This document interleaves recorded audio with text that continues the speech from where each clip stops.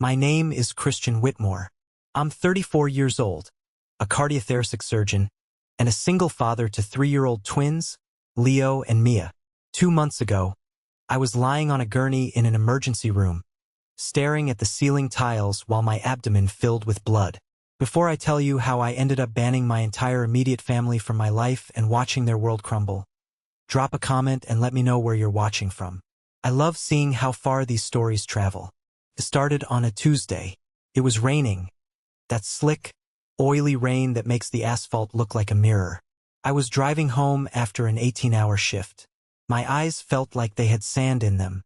I was exhausted, but I was smiling because I was thinking about the twins.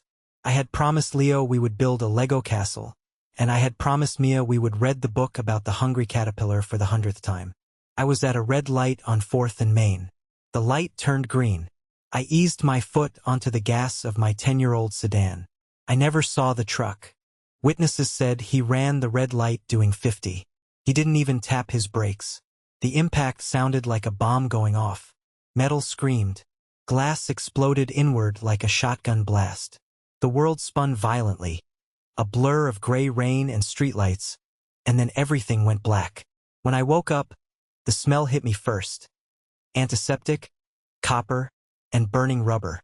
Then the pain. It felt like someone had shoved a hot poker through my left side. Christian, can you hear me?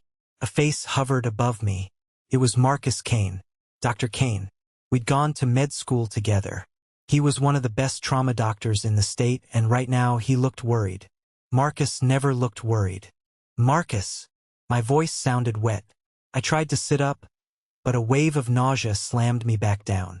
Don't move, Marcus said, his hand firm on my shoulder. You were T-boned. Your spleen is ruptured, Christian. You've got significant internal bleeding. We need to get you into the OR right now. Surgery. The word cut through the fog in my brain. The kids? I gasped, grabbing his wrist. My grip was weak, my hand shaking. Leo and Mia. They're with Mrs. Gable. She has to leave at 7 p.m. for her bingo league. She can't stay. Marcus glanced at the clock on the wall. It's 6:15, Christian. You have 45 minutes before she leaves. We can't wait that long to operate. Your BP is dropping. 45 minutes. I had less than an hour to find someone to take care of my children while strangers cut me open to save my life. Phone. I wheezed. Give me my phone. Marcus hesitated, then pulled my cracked smartphone from a plastic bag of my personal effects. The screen was spiderwebbed, but it lit up. My fingers were slick with blood and sweat as I unlocked it. I didn't call a friend. I didn't call a colleague. I called the people who were supposed to be there when the world fell apart. I called my parents. It rang, and rang, and rang. Finally, my mother picked up. Background noise flooded the line. Loud pop music, people laughing, the clinking of glasses. Christian. Her voice was sharp, annoyed. Make it quick. We're just pulling into the parking lot. Mom, I choked out. I was in an accident. A truck hit me. Oh, for heaven's sake, she sighed. I could hear my father in the background asking who it was. Is the car totaled? You know your insurance premiums are going to skyrocket, right? Mom, listen, I said, tears of pain leaking from my eyes. I'm at General Hospital. My spleen ruptured. I'm bleeding internally. I'm going into emergency surgery right now. Silence. For a second, I thought the call had dropped. Surgery? She asked, her tone shifting slightly, but not to concern. It was more like inconvenience. I need you to pick up Leo and Mia, I said, my voice rising in panic. Mrs. Gable leaves in 40 minutes. I need you to watch them for a few hours, just until I'm out of recovery. Please. I heard a muffled conversation. My mother's voice was hushed but frantic. Then my brother Julian's voice cut through, loud and whiny. But Mom, we'll miss the opening act. We paid for the VIP package. Christian. My mother came back on the line. Honey, we can't. What do you mean you can't? I stared at the ceiling, the fluorescent lights burning my retinas. I might die, Mom. Don't be dramatic, she snapped. Julian has been looking forward to this Taylor Swift concert for months. We have the suite. We're already here. Can't you just call a babysitter? I'm on a gurney, I shouted, causing a nurse to look over. I don't have time to interview babysitters. Mom, please. They are your grandchildren. Look, we really have to go. The signal is bad here. Mom! The line went dead. I stared at the phone, disbelief washing over me colder than the 4 fluids pumping into my arm. They hung up. My own mother hung up on me while I was bleeding out. A second later, the phone buzzed. A text message notification from the family group chat. I opened it, praying it was a change of heart. Praying they were turning the car around. It wasn't. The message from Mom read, Christian, you've always been a nuisance and a burden. We have Taylor Swift tickets with Julian tonight. We are not missing this. Figure it out yourself. Then a second message from Dad. Stop making everything a crisis. You're a doctor, you're used to hospitals. Don't ruin your brother's night. Then, a reaction from Julian. A laughing emoji.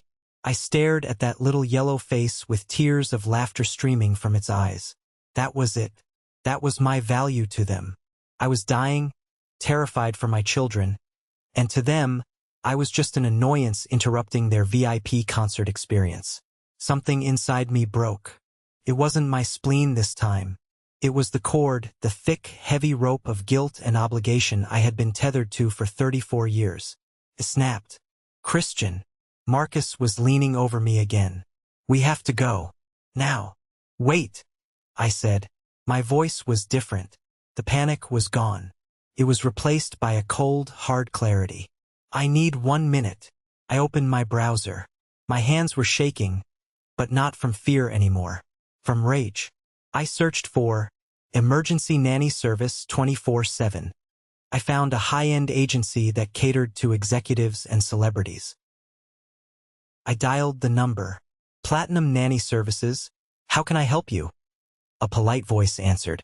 My name is Dr. Christian Whitmore, I said. My voice steady despite the pain radiating through my abdomen. I need an emergency overnight nanny for 2 3-year-olds. Immediately. I am at the hospital going into surgery. I need someone at my house in 30 minutes to relieve the current sitter. Sir, for emergency dispatch with less than an hour's notice. The rate is triple the standard fee, and we require a deposit of, I don't care, I interrupted. Charge it. I'll text you the address and the credit card number. Send the best person you have. Someone who can stay for a week if necessary. Understood, Dr. Whitmore. We're dispatching Sarah. She's our top pediatric specialist. She's 10 minutes from your neighborhood. Thank you. I hung up. I quickly typed out the details and hit send. Then I opened my contacts. I scrolled to Mom, Dad, and Julian. Block, block, block. I didn't send a goodbye text. I didn't send an angry retort. I just erased their access to me. Okay, I said to Marcus, dropping the phone onto the bed sheets. I'm ready. Marcus looked at me. He saw the text message still glowing on the screen before it went dark. He saw the laughing emoji. His jaw tightened, a muscle jumping in his cheek. I've got you, brother, he whispered. We're going to fix you up. As they wheeled me down the hallway, the lights flashing overhead like a strobing tunnel, I realized something. I was going into surgery alone. I might wake up alone. But for the first time in my life, I wasn't carrying the weight of 3 adult human beings on my back.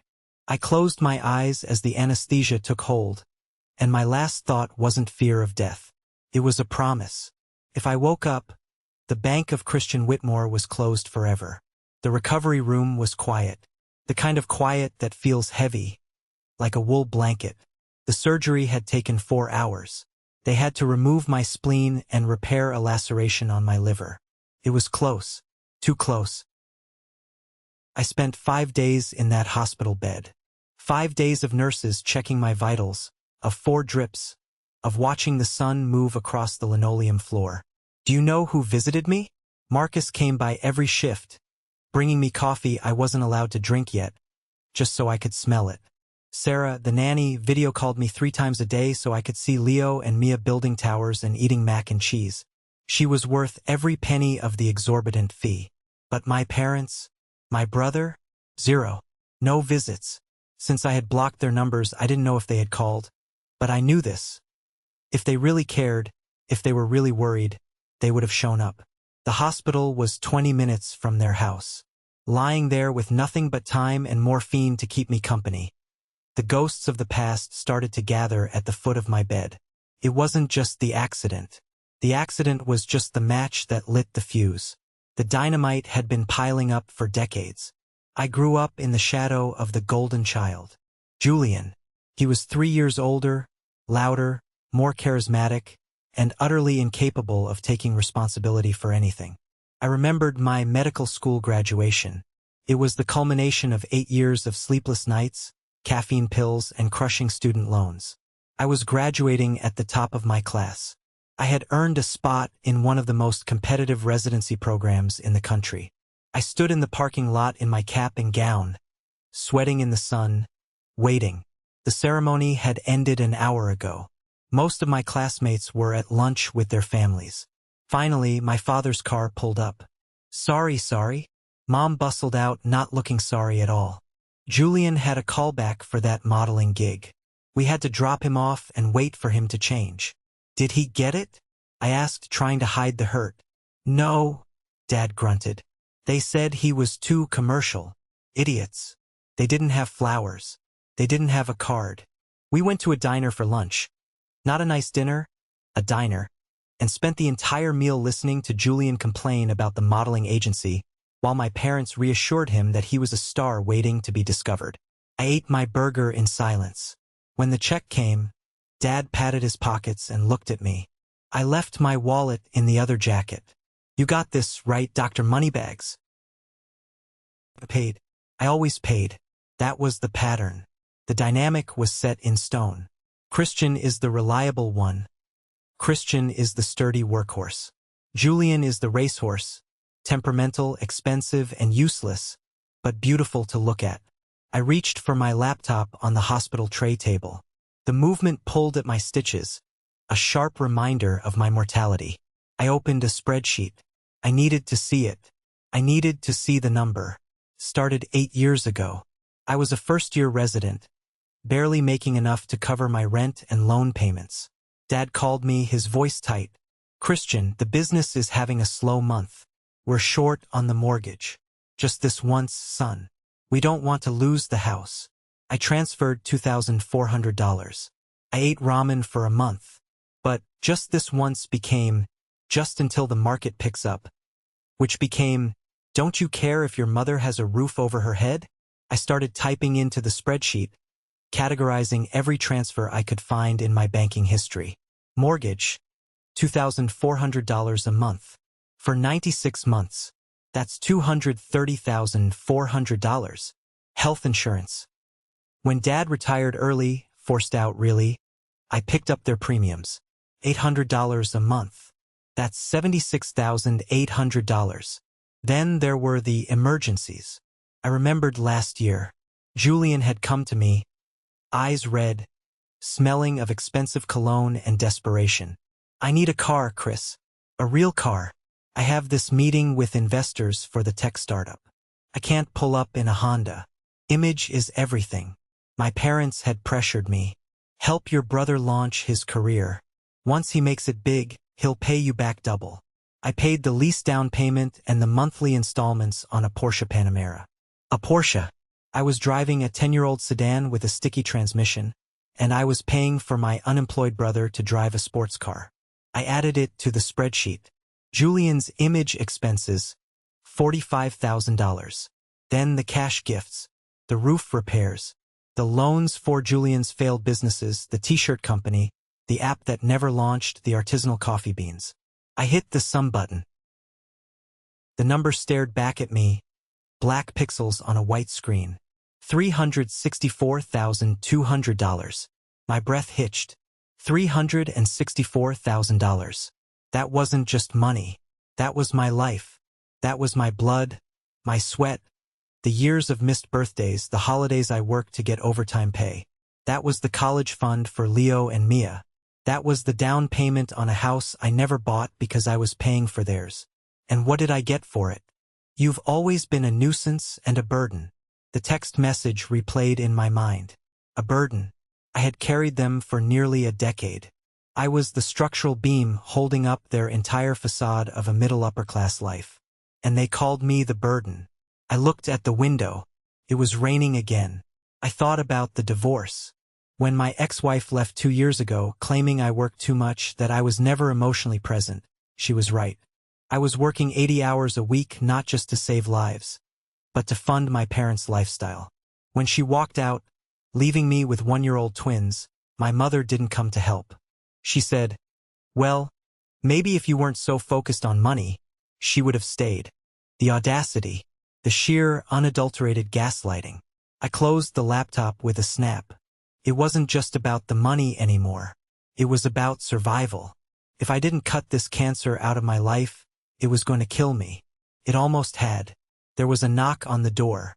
I wiped my face, steeling myself for a nurse.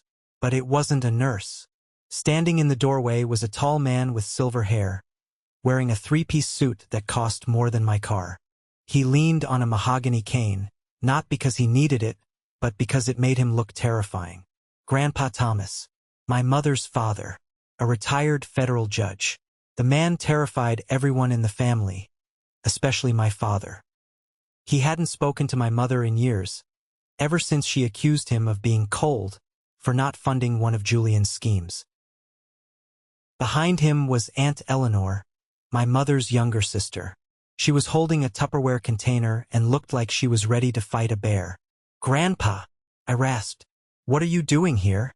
He walked into the room, the sound of his cane hitting the tile like a gavel striking a block. He stopped at the foot of my bed and looked me over. His blue eyes were sharp, intelligent, and currently blazing with a quiet fury. "Eleanor told me," he said. His voice was deep, a baritone that used to silence courtrooms. "She told me about the accident, and she told me about the tickets." I looked at Aunt Eleanor. "I saw Helen's Facebook post," Eleanor said, her voice trembling with rage. "She posted a selfie from the concert. Best night ever with my boys." Caption: "While you were in surgery." I called Dad immediately. Grandpa Thomas moved to the side of the bed and sat in the visitor's chair. He placed both hands on the handle of his cane. "Christian," he said softly, "I need you to tell me everything. Not the version you tell yourself to make it okay. The truth, the money, the insults, everything." I looked at him. I looked at the only 2 people who had shown up besides my colleague and my employee, and I started to talk. For the next hour, I laid it all out. I told Grandpa Thomas about the mortgage, the insurance, the Porsche, the constant emotional blackmail. I opened my laptop and showed him the spreadsheet. He put on his reading glasses and scrolled through the document in silence. His face remained impassive. The judge face I remembered from my childhood, but his knuckles were white as he gripped his cane. $364,000, he murmured. He looked up at me. "And they left you to die for a pop concert. It's worse than you think." A voice came from the doorway. We all turned. It was Dr. Marcus Kane. He was holding a tablet. "Sorry to interrupt," Marcus said, stepping into the room. He nodded respectfully to Grandpa Thomas. "But I thought you should see this." I pulled the security footage from the hospital lobby from the night of the accident. "Why?" I asked, confused. "Because I didn't believe anyone could be that heartless," Marcus said grimly. "I wanted to see if they even came to the building." He handed the tablet to me. Grandpa and Aunt Eleanor crowded around. The grainy video showed the hospital entrance. The timestamp was 6:45 p.m. My parents' Lexus pulled up to the curb. My father got out. My mother got out. They looked hesitant. They walked toward the automatic doors. My heart leaped for a second. They did come. Maybe they were turned away. Then, on the video, my mother's phone rang. She answered it. She put it on speaker. Even without audio, the body language was clear. She listened, then looked at my father. She gestured animatedly. My father looked at his watch. He shrugged. They turned around. They got back in the car. And they drove away. I cross-referenced the time, Marcus said, his voice low. That call lasted 30 seconds. It matches the time Julian posted a video on his Instagram story shouting, "Where are you guys? The opener is starting." The tablet slipped from my hands onto the blanket. They were there. They were at the door. They were feet away from where their son was bleeding out. And Julian called. And they chose him. They chose the concert. Aunt Eleanor let out a sob and covered her mouth. "Monsters," she whispered. "My own sister. They are monsters." I felt cold, numb. The last tiny shred of hope, the lie I had told myself that maybe they didn't understand the severity, evaporated. Grandpa Thomas stood up. The movement was sudden and forceful. "That settles it," he said. The ice in his voice could have frozen the equator. "Christian, do you have that spreadsheet saved?" "Yes," I said. "Good. Print it. Print the bank statements. Print the text messages. Print everything." "Why?" I asked. "What are you going to do?" "My 70th birthday is next Saturday," Grandpa said. "I sent the invitations out months ago. Your parents and that parasite brother of yours have RSVP'd yes. They wouldn't miss a chance to drink my expensive scotch and pretend to be part of the dynasty." He looked me in the eye. "I want you to come. I want you to bring that file." "Grandpa, I can't." I shook my head, wincing at the pain in my side. "I can't face them. I just cut them off. If I go, they'll make a scene. They'll spin it." "They are already spinning it," Aunt Eleanor said, pulling out her phone. "Look at this." She showed me a text from my cousin Rachel. "Hey Auntie El, is it true Christian is in rehab?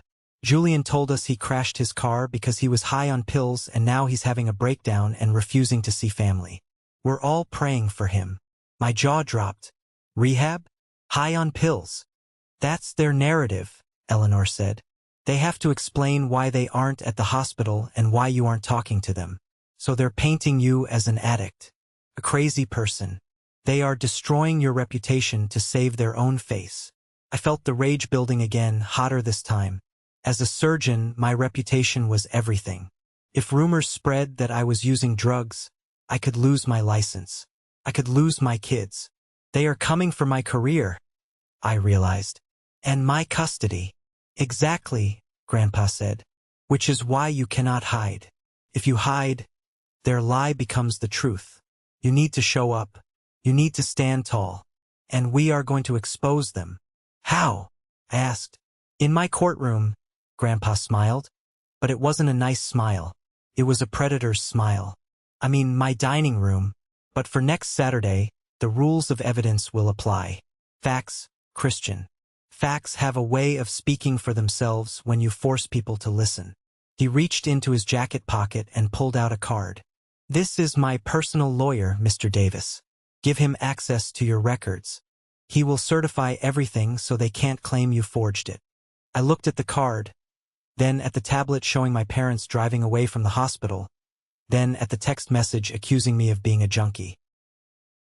I thought about Leo and Mia. If I let my family continue this, they would eventually come for my money again. They would try to take my children to get to my money. I looked up at Grandpa. "I'll be there," I said. "Good." Grandpa tapped his cane on the floor. "Get rest. You have a war to win." The week leading up to the party was a blur of physical therapy and strategic planning. I was discharged from the hospital 3 days before the event. Going home was strange. The house was quiet, but organized. Sarah, the nanny, was a godsend. She had the twins on a schedule, the laundry was done, and the fridge was stocked. It was the first time in years I came home to peace instead of chaos. But outside the walls of my house, the storm was brewing. The rumors were spreading like wildfire. I received awkward texts from distant relatives. "Thinking of you. Hope you get the help you need." I didn't reply. I forwarded everything to Mr. Davis, the lawyer. On Saturday afternoon, I stood in front of my mirror. I was still sore.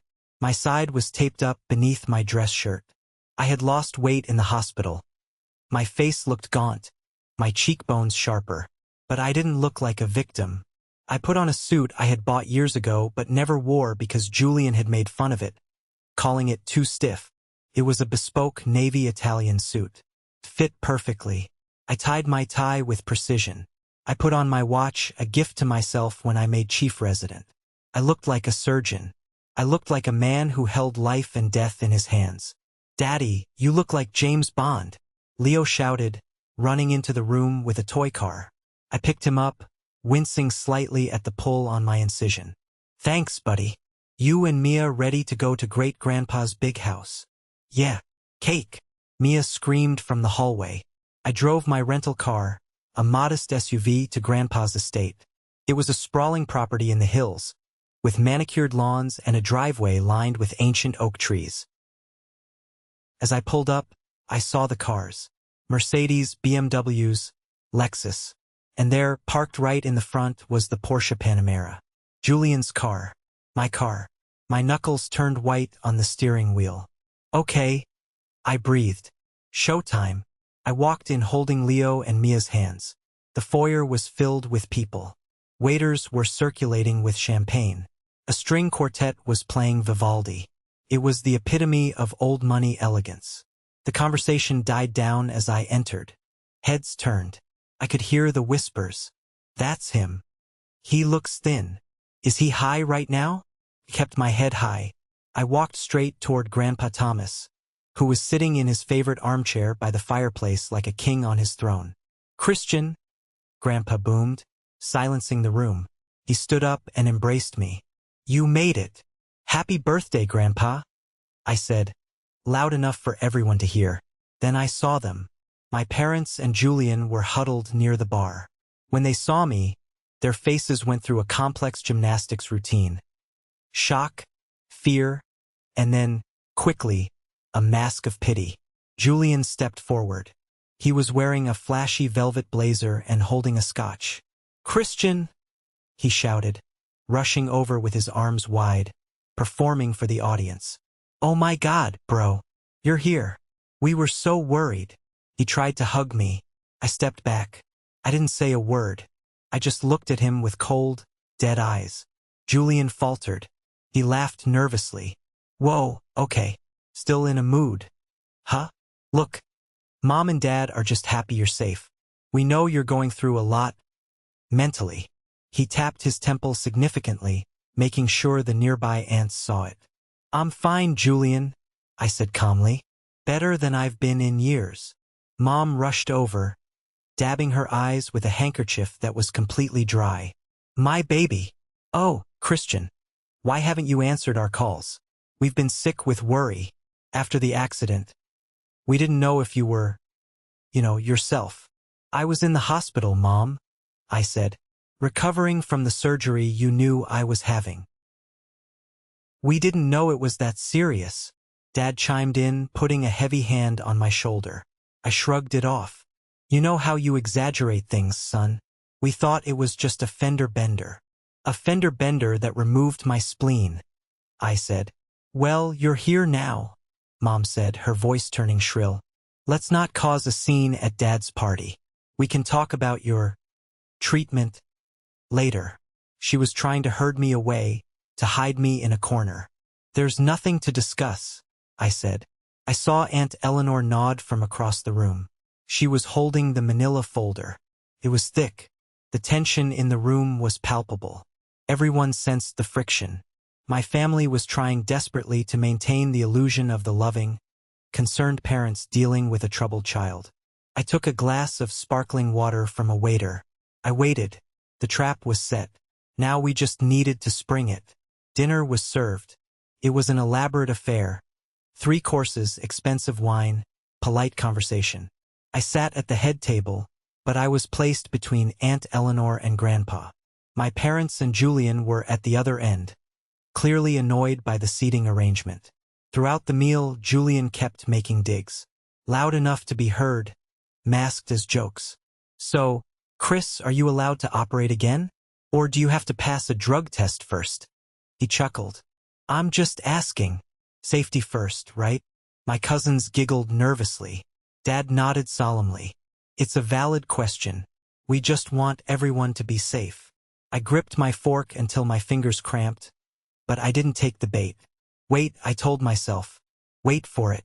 After dessert, the speeches began. People toasted Grandpa Thomas.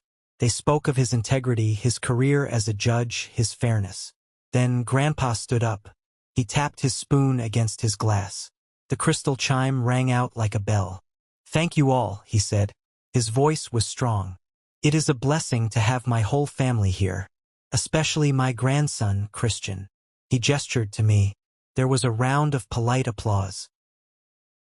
"However," Grandpa continued, his tone shifting, the warmth evaporated. "There is a matter that needs to be addressed.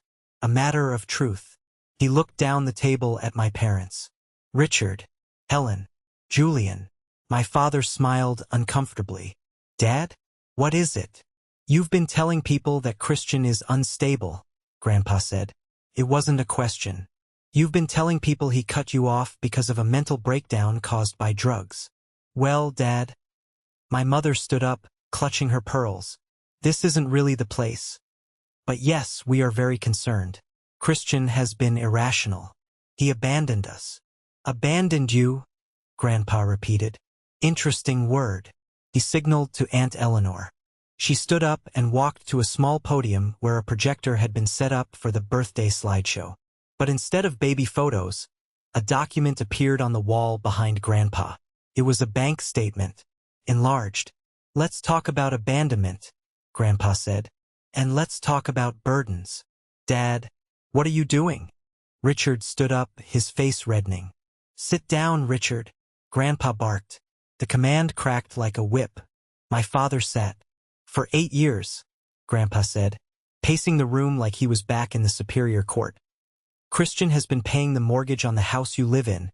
Is that correct?" "No," Mom cried out. "We pay our own bills.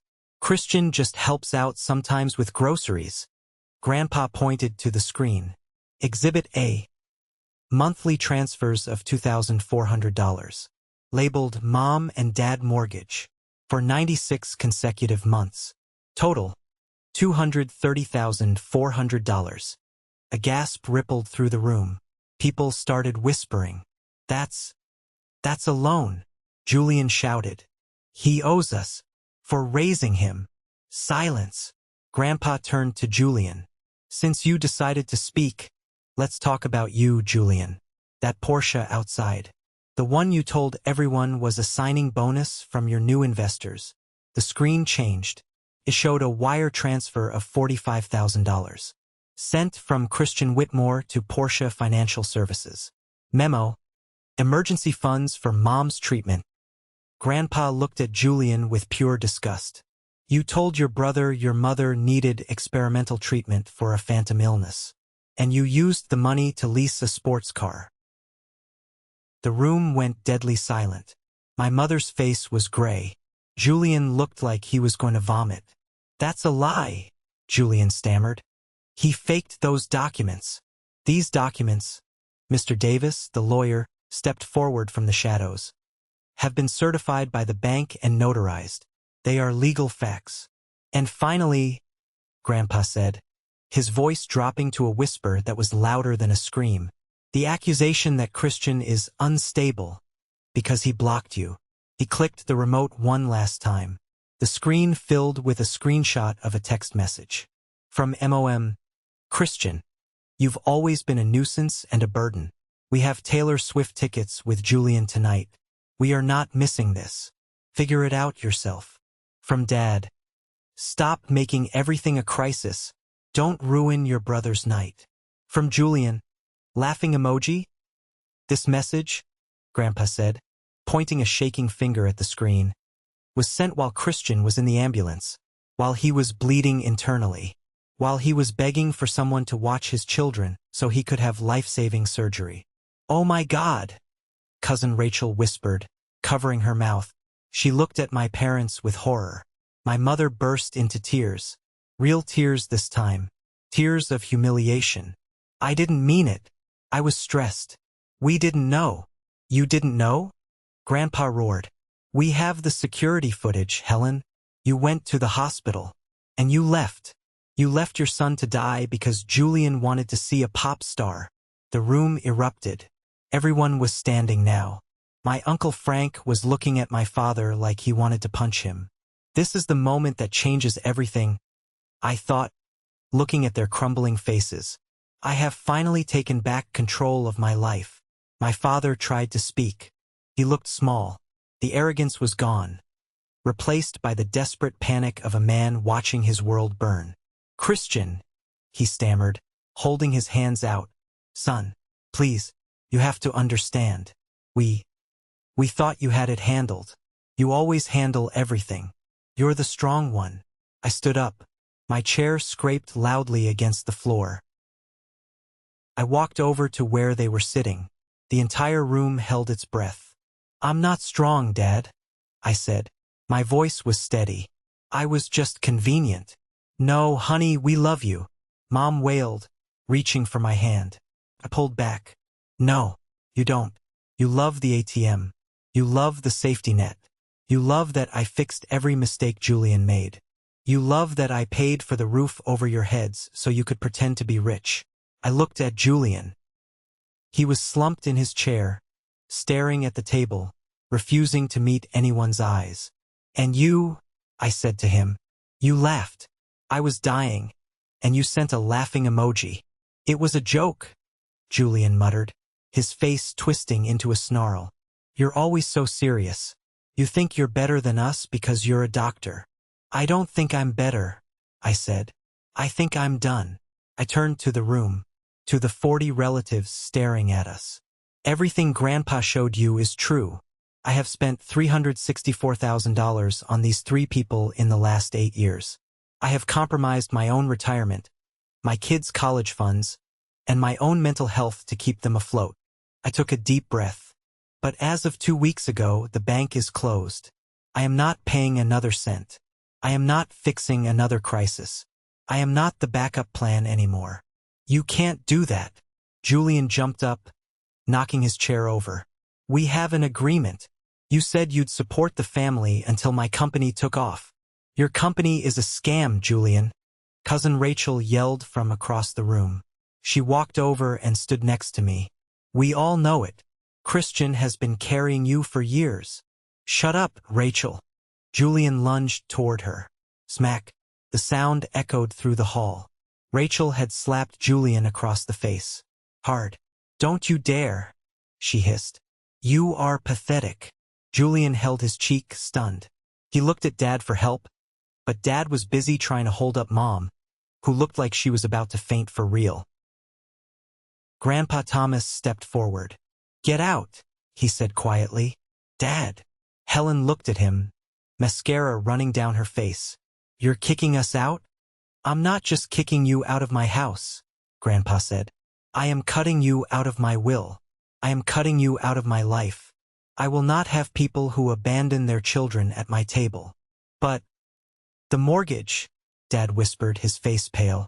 If Christian stops paying, we'll lose the house. Then get a job, Richard, Grandpa said coldly. Or live in your car. Maybe Julian can give you a ride in his Porsche. Oh, wait. Mr. Davis cleared his throat. Actually, since the lease is in Dr. Whitmore's name, he has instructed me to terminate it. The repossession team is towing the vehicle as we speak. What? Julian screamed. He ran to the window.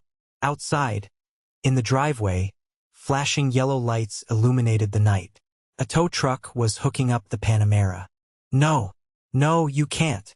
Julian banged on the glass. I picked up Leo. I took Mia's hand. Goodbye, Mom. Goodbye, Dad. I said. Christian, please. Mom grabbed my sleeve. Where will we go? We're family. I looked at her hand on my arm. The hand that used to comfort me when I was a child, before she decided Julian was the only one who mattered. Family doesn't leave family to die, I said. You made your choice in the hospital parking lot. Now you have to live with it. I gently removed her hand. I walked out of the dining room. Grandpa Thomas walked beside me. Aunt Eleanor walked behind me. And then, one by one, the rest of the family, Rachel, Uncle Frank, the cousins, turned their backs on my parents and followed us. We left them alone in that big, beautiful dining room, with the cold food and the brutal truth. As I walked out into the cool night air, passing the tow truck dragging Julian's ego away, I felt a weight lift off my chest. It was heavier than I had realized. I looked down at Leo. He was sleepy, rubbing his eyes. "Is the party over, Daddy?" he asked. I kissed his forehead. "No, buddy," I said, smiling for the first time in a long time. "Our party is just beginning." The silence that followed the party wasn't empty. It was full. For the first time in my life, the silence wasn't filled with the anxiety of waiting for the next crisis. It wasn't filled with the dread of a ringing phone. It was filled with peace. Driving home that night, with Leo and Mia asleep in the back seat, I expected to feel guilty. I had been conditioned for 34 years to believe that my parents' happiness was my responsibility.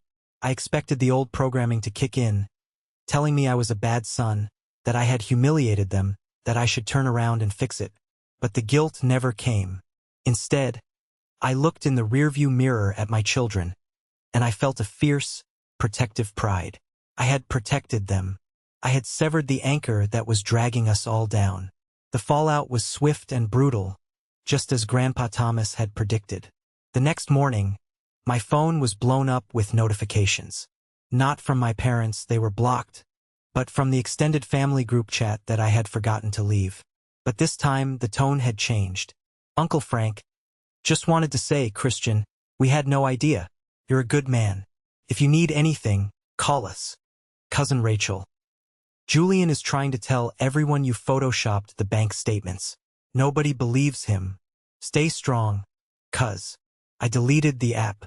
I didn't need their validation anymore. I had the truth. 3 months later, I was sitting in my office at the hospital when Aunt Eleanor called. She and Grandpa had become a permanent fixture in our lives, coming over for Sunday dinners every week. "Christian," she said, her voice serious, "I thought you should know. The house is gone." I paused, my pen hovering over a patient's chart. "Gone. The bank foreclosed yesterday," Eleanor said. "Without your monthly transfer, they missed 3 payments in a row. They tried to refinance, but with your father's credit score and no income, the bank laughed at them." I leaned back in my chair. That house. The house where I grew up walking on eggshells. The house where Julian got the master bedroom with the ensuite bath while I slept in the small room by the noisy furnace. The house that I had bought for them, brick by brick, dollar by dollar. "Where are they?" I asked. "Frank is letting them stay in his guest cottage," she sighed. "But he made them sign a contract. Real rent, Christian. And he told Richard he has to get a job. A real job. No more consulting from the couch." "And Julian?" Eleanor let out a sharp, humorless laugh. "Julian is crashing on a friend's couch in the city. He's telling everyone he's between penthouses while his assets are frozen during a corporate merger. The delusion is terminal with that one." I hung up the phone and looked out the window. I should have felt sad. I should have felt pity. But all I felt was the clinical detachment of a surgeon looking at a removed tumor. It was ugly, yes, but it was gone, and now the patient could live. The financial bleeding had stopped. And because it stopped, my own life began to flourish in ways I hadn't anticipated. With the $3,200 a month I was saving, plus the lack of emergency loans, my bank account grew rapidly. I wasn't just surviving anymore. I was thriving. 6 months after the accident, I did something I had wanted to do for a decade. I bought a home. Not a house for my parents. A home for us. It was a penthouse apartment 5 minutes from the hospital. It had floor-to-ceiling windows overlooking the city, a secure building with a doorman, and most importantly, it had a massive playroom for Leo and Mia. I remember the day we moved in. The twins were running around the empty living room, their laughter bouncing off the hardwood floors. I stood on the balcony, holding a glass of wine, watching the sunset. My phone rang. It was an unknown number. Usually, I sent those to voicemail, but I was expecting a call from the furniture delivery company. "Hello, Christian." The voice was ragged, desperate, and familiar. It was Julian. My hand tightened on the railing. I hadn't heard his voice since the party. "What do you want, Julian?" I asked, my voice flat. "Don't hang up, man. Please," he pleaded. He sounded drunk, or maybe just exhausted. I needed to talk to my brother." "You don't have a brother," I said. "You have a bank. And the bank is closed." "Come on, Chris. It's not like that," he whined, the old manipulation creeping in. "Look, I know I messed up. I know I shouldn't have laughed at the text. That was wrong. I'm sorry." "Okay." I said it. "I'm sorry." "Is that it?" "Well, look, I'm in a bit of a jam," he rushed on. "This whole thing with the Porsche really messed up my credit. And with Mom and Dad losing the house, I'm trying to help them, you know? I have this opportunity, a guaranteed investment. Crypto. If I can just put down $5,000, I can flip it in a week and get Mom and Dad into an apartment. I'm trying to step up, Chris. Help me help them." I listened to him. I listened to the audacity, the lies, the sheer refusal to accept reality. He wasn't calling to apologize. He was calling because he had run out of victims and he was circling back to his favorite target. "Julian," I said softly, "do you remember the night of my accident?" "Yeah. Look," I said I was sorry. "Do you remember what song Taylor Swift opened with?" He paused. "What? I don't know. Shake It Off? Who cares? You chose a song over my life," I said. "And now you want $5,000? You wouldn't give me 5 minutes when I was bleeding to death. You're so selfish," he snapped, the mask falling instantly. "You're sitting in some high-rise counting your money while your family is on the street. You think you're better than us? You're nothing. You're just a boring ATM machine." "I'm the guy who isn't begging," I said. I hung up, and then I blocked the number. It was the final test. I had passed. I didn't feel anger this time. I felt resolution. A few weeks later, I had to stop at the local hardware store to pick up some safety latches for the new cabinets. I was walking down the aisle, checking my list, when I froze. At the end of the aisle, wearing a red vest that was too tight around the middle, was my father. He was stocking boxes of nails onto a low shelf. He looked older. His hair was grayer, his posture slumped. He moved with a slowness I hadn't seen before. My father, who used to brag about his executive consulting while sitting in his recliner, was now kneeling on a concrete floor, pricing nails for minimum wage. I stood there, hidden behind a display of power tools. A customer walked up to him. A younger guy, impatient. "Hey, buddy, where are the toggle bolts?" My father flinched at the tone. Aisle 4, I believe," he mumbled. "You believe or you know?" The customer snapped. "I'm sorry, sir. I'll check," Dad said, his voice trembling. I watched him. Part of me, the old Christian, the terrified little boy who wanted Daddy's approval, wanted to rush over. I wanted to tell the customer to back off. I wanted to hand my father a wad of cash and tell him to go home. But I stayed rooted to the spot. If I stepped in now, I would be robbing him of the one thing he desperately needed: consequences. He was finally learning what it meant to earn $1. He was finally experiencing the reality he had protected himself from by using my body as a shield. I watched him for another minute. Then, I turned my cart around. I went to the other side of the store, paid for my items, and walked out. I didn't save him, and that was the hardest, bravest thing I had ever done. Driving home, I passed the exit for their old neighborhood. I didn't look back. I looked forward, toward the city skyline where my penthouse was waiting, where my children were safe, and where the air was clean. The ruins of the old empire were behind me. The sun was rising on something new. 1 year. That's how long it's been since the accident. I sat on the terrace of Grandpa Thomas's estate. It was his 71st birthday, but this time the party was small. Just us. Me, Leo, Mia, Aunt Eleanor, and Grandpa. We were eating cake, chocolate, Leo's favorite, and watching the twins chase fireflies on the lawn. The summer air was warm, smelling of jasmine and freshly cut grass. Grandpa Thomas poured 2 glasses of amber liquid. He handed one to me. It was the good Scotch, the 30-year-old bottle he saved for victories. "To clarity," he said, clinking his glass against mine. To clarity, I repeated. We drank in silence for a moment, watching the kids. Mia tripped over her own feet and fell into the grass. I started to get up, but before I could, she laughed, pushed herself up, and kept running. They're resilient, Grandpa said. Like their father. I didn't feel resilient, I admitted, swirling the ice in my glass. For a long time, I just felt broken. I felt like I was the crazy one for wanting them to love me. Grandpa nodded slowly. That is the greatest trick a toxic family plays, Christian. They make you believe that your pain is a malfunction, not a reaction. They convince you that asking for basic respect is an act of aggression. He looked at me, his blue eyes sharp but kind. You broke the cycle, he said. Do you realize that? Look at those children. They will never know what it feels like to be a financial plan. They will never know what it feels like to be second best to a sibling. They will never have to buy their father's love. You stopped the poison from reaching the next generation. Tears pricked my eyes. I looked at Leo and Mia. They were free. They were loved for who they were, not for what they could provide. I still wonder about them, I said quietly. Mom and Dad. I wonder if they ever wake up in the middle of the night and regret it. Maybe, Grandpa shrugged. Maybe not. People like that are masters of their own narrative. In their version of the story, they are still the victims. You are still the villain who abandoned them. But that is their story, Christian. You don't live in their book anymore. You're writing your own. I thought about that. I thought about the peace I felt when I woke up in the morning.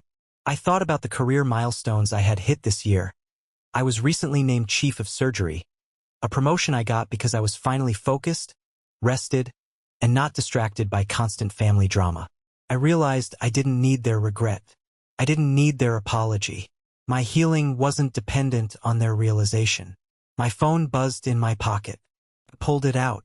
It was a text from Sarah, the nanny who had become part of our family. She was sending me the grocery list for next week. Life was simple. Life was manageable. I looked at the scar on my side. It had faded to a thin white line. It was a reminder, not of the pain but of the moment I woke up. The moment I chose myself. I stood up and walked to the edge of the terrace. I took a deep breath, filling my lungs with the sweet night air. I was Christian Whitmore. I was a father. I was a surgeon. I was a grandson. And for the first time in 35 years, I was free. I turned back to Grandpa. Ready for another round of cards? I think Leo wants to learn how to play Go Fish. Grandpa smiled, his eyes twinkling. Deal me in. Thank you for staying with me until the very end of this journey. It wasn't an easy story to tell, but it was a necessary one. If you take anything away from my experience, let it be this: love is not a transaction. So many of us, especially those raised in families where affection was conditional, fall into the trap of the sunk cost fallacy. We think, I've already given them so much money, so much time, so much emotion. If I leave now, it was all for nothing. So we keep paying, hoping that one day, the investment will return a dividend of love. But with toxic people, there is no dividend. There is only a black hole. I learned that no is a complete sentence. You do not owe anyone an explanation for protecting your peace, your finances, or your children. Not even your parents. Especially not your parents. Biology makes you relatives. Behavior makes you family. The people who stood by me, Grandpa Thomas, Aunt Eleanor, Dr. Marcus, Sarah, they are my true family. They showed up when I had nothing to offer but my presence. I want to hear from you now. Have you ever had to cut ties with a family member to save yourself? Or are you currently struggling with the guilt of setting a boundary?